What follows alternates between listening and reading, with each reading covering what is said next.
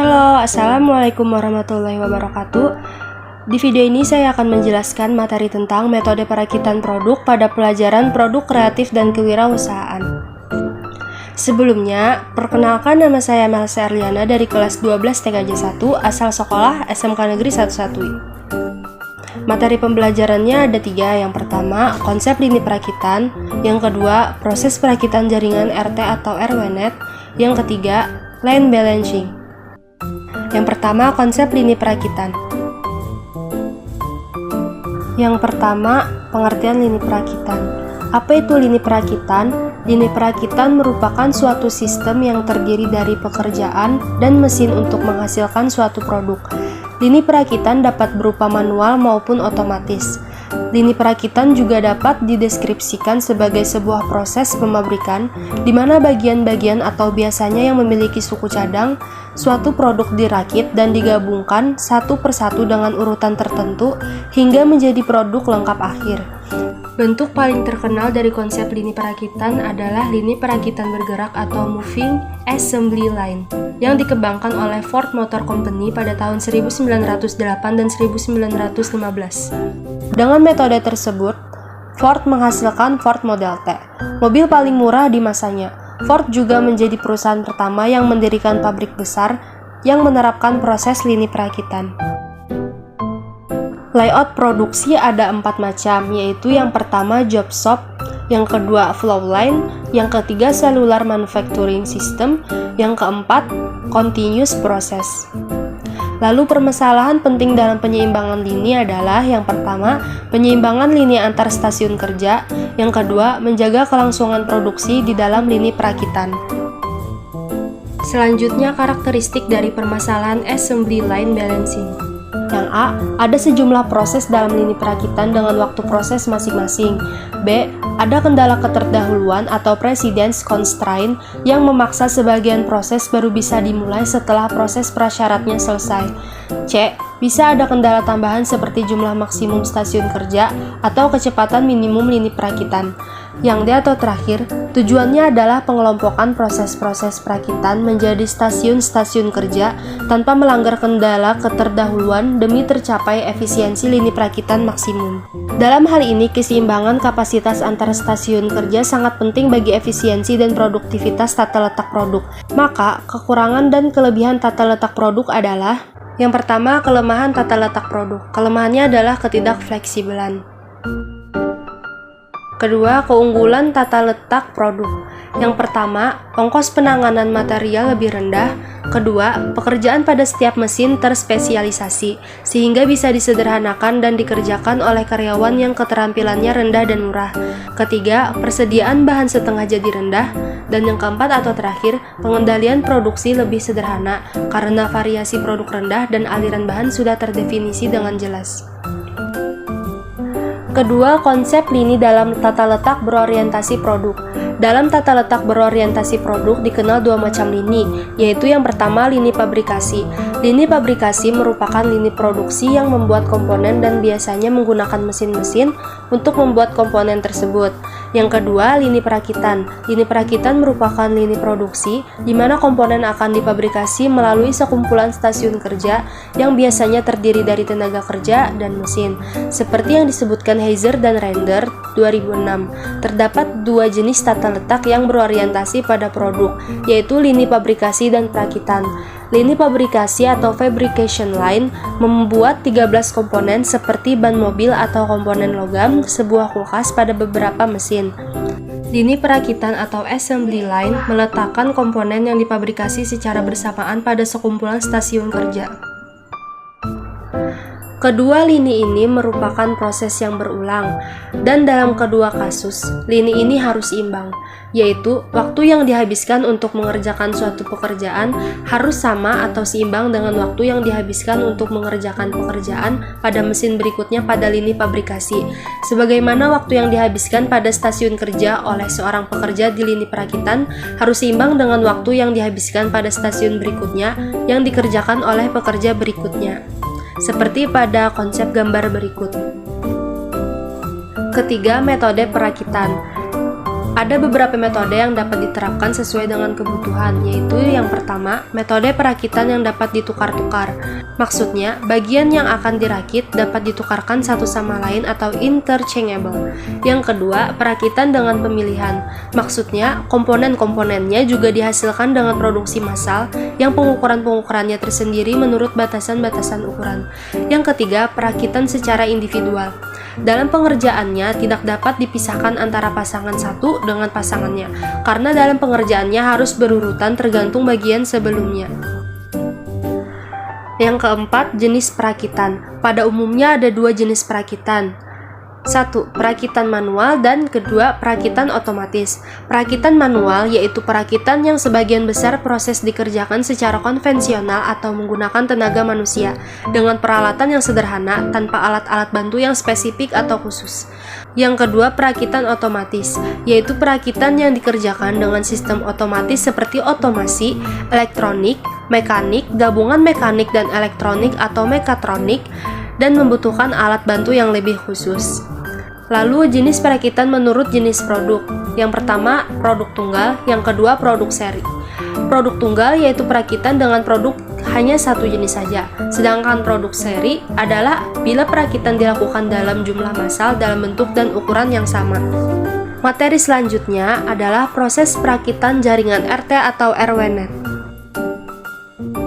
1. Konsep jaringan RT atau RWNet. Membangun RT atau RWNet didefinisikan suatu konsep di mana beberapa komputer dalam suatu perumahan atau blok dapat saling berhubungan dan dapat berbagi data serta informasi. Konsep lain dari RT atau RWNet adalah memberdayakan pemakaian internet di mana fasilitas internet tersedia selama 24 jam sehari selama sebulan penuh, di mana biaya yang akan dikeluarkan akan murah karena biaya langganan akan ditanggung bersama. Langganan boleh memilih ISP sesuai penawaran dari perusahaan. Konsep RT atau RWNet sama dengan konsep warnet. Pemilik warnet akan membeli atau menyewa pulsa atau bandwidth dari penyedia internet atau ISP atau disebut juga Internet Service Provider. Misalkan Telkom, Indosat, atau Indonet, lalu dijual kembali ke pelanggan yang datang menyewa komputer untuk bermain. Yang kedua, membangun RT atau RWNet sederhana menggunakan mikrotik. RT atau RWNet mempunyai tujuan memberikan layanan akses internet kepada masyarakat. Setelah menentukan perangkat-perangkat yang digunakan, maka langkah awal dari pembuatan RT atau RWNet adalah mengkonfigurasi router kita agar dapat mengakses ke internet. Pada mikrotik dapat menggunakan konfigurasi bawaan mikrotik. Untuk mengaktifkannya ada dua cara. Yang pertama, hard reset. Hard reset biasanya dilakukan jika ingin menghapus konfigurasi pada mikrotik, tetapi kita tidak bisa mengakses mikrotik dengan Winbox. Yang kedua, soft reset. Soft reset dilakukan jika bisa mengakses router menggunakan Winbox atau aplikasi remote lain. Lalu cara konfigurasi WLAN. Setelah melakukan reset, selanjutnya menggunakan saluran nirkabel. Untuk melakukan broadcast internet, maka perlu mengkonfigurasi WLAN pada mikrotik. Cara melakukan konfigurasi WLAN yaitu A. Masuk menu Winbox. B. Klik menu wireless, kemudian klik dua kali pada WLAN 1. C. Setelah muncul window interface, klik security profile untuk memberikan password pada wireless sehingga tidak dapat diakses oleh sembarang orang.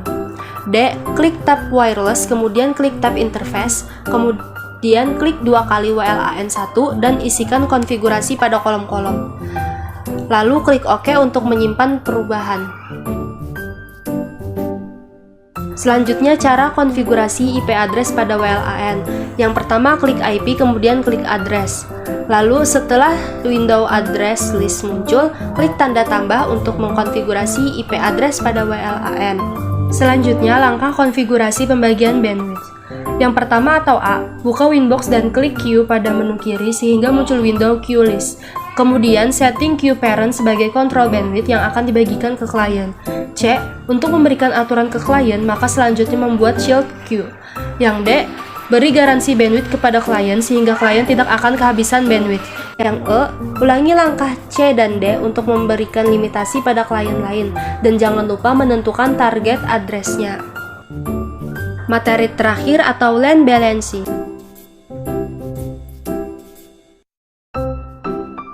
Apa itu land balancing? Land balancing didefinisikan sebagai suatu analisis yang mencoba melakukan suatu perhitungan keseimbangan hasil produksi dengan membagi beban antar proses secara seimbang sehingga tidak ada proses yang idle akibat terlalu lama menunggu keluarnya produk dari proses yang sebelumnya. Land balancing merupakan penyeimbangan penugasan elemen-elemen kerja dari suatu lintasan perakitan ke stasiun kerja untuk meminimumkan banyaknya stasiun kerja dan meminimumkan total harga idle time pada semua stasiun kerja untuk tingkat output tertentu, sehingga memperoleh suatu arus produksi yang lancar dalam rangka mendapatkan utilisasi yang tinggi pada fasilitas, tenaga kerja, dan peralatan produksi. Konsep land balancing adalah bertujuan untuk meminimalkan total idle dalam proses produksi. Itu menurut Biagel 1981. Dalam konsep ini, elemen-elemen operasi akan digabung-gabung menjadi beberapa stasiun kerja.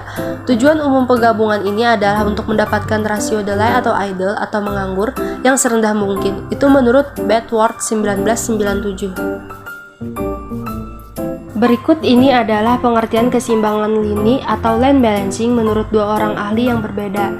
Yang pertama, Buffa Elwood 1983. Keseimbangan merupakan kesamaan keluaran atau hasil atau keseluruhan produksi pada setiap urutan lintasan produksi.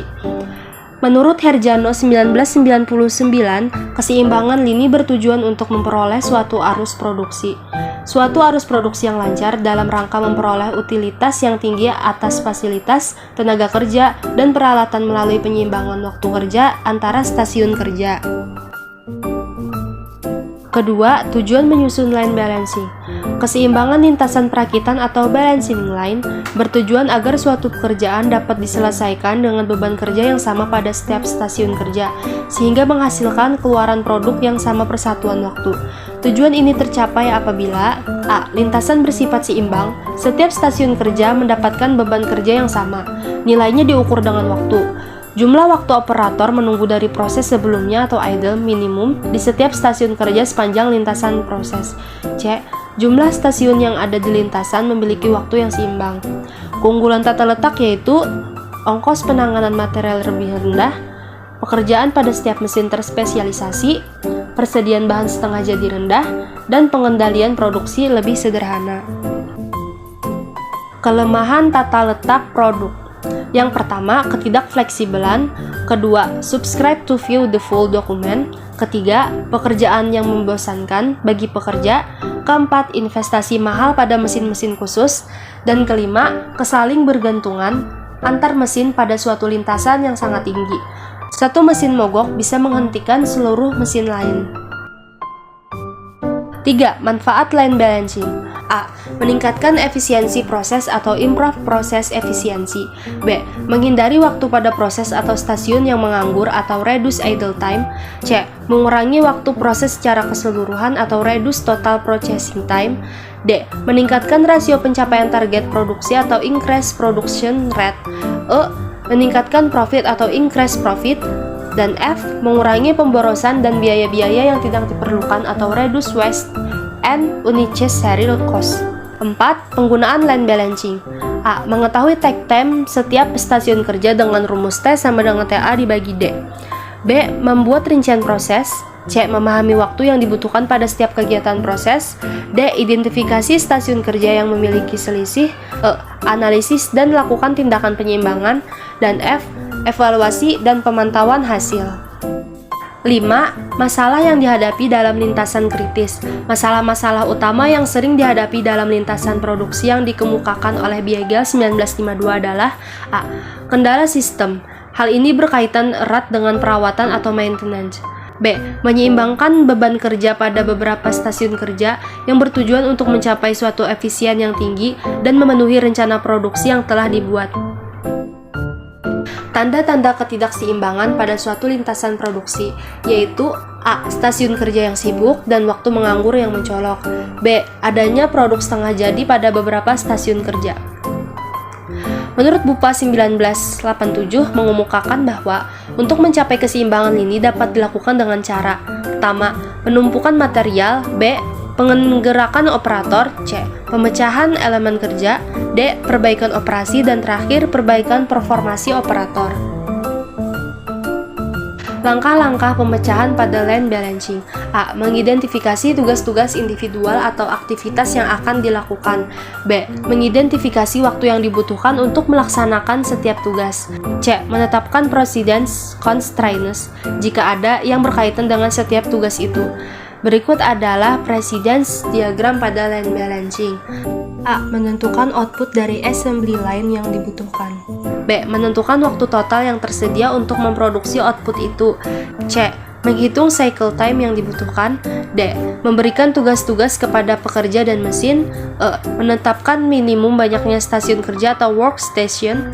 F. Menilai efektivitas dan efisiensi dari solusi. Dan G. Mencari terobosan-terobosan untuk perbaikan proses terus-menerus atau continuous process improvement. Yang keenam, metode pemecahan dalam land balancing. Yang pertama, metode heuristik atau metode yang berdasar pengalaman atau intuisi atau aturan-aturan empiris untuk memperoleh solusi yang lebih baik daripada solusi yang telah dicapai sebelumnya menurut Dimiati 1994. Yang kedua, metode analis atau matematis, metode penggambaran di dunia nyata melalui simbol-simbol matematis berupa persamaan dan ketidaksamaan menurut Branch and Bond method.